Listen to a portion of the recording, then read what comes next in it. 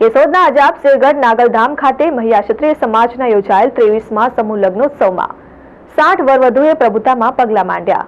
કેશોદના અજાબ શેરગઢ નાગલધામ ખાતે આઈ શ્રી નાગબાઈ માતાજીના સાનિધ્યમાં મહિલા ક્ષત્રિય સમાજના 23મા સમૂહ લગ્નોત્સવનું ભવ્ય આયોજન કરવામાં આવ્યું હતું।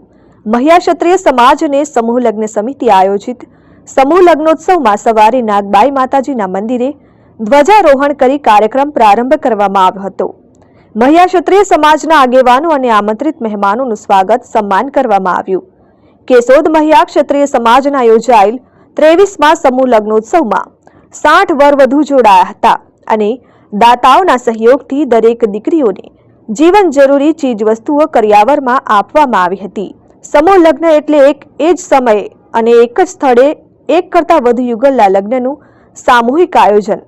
આજના યુગમાં લગ્ન પ્રસંગ ઘણો ખર્ચાળ બને છે અને ખોટી દેખાદેખી પાછળ આર્થિક ભીંસ વધતી જાય છે। દિવસે દિવસે મોંઘવારી પણ વધતી જાય છે। તેથી આ સમયમાં સમૂહ લગ્ન એ આશીર્વાદ સમાન હોય છે।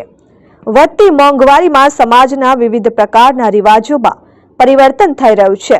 ઘણા સમાજો જૂના રિવાજો બંધ કરીને નવા રિવાજો શરૂ કરી રહ્યા છે।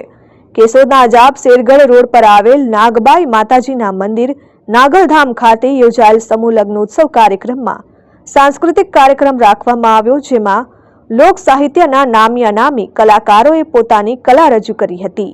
Aniruddhsinh Babariya, RN news, Keshod.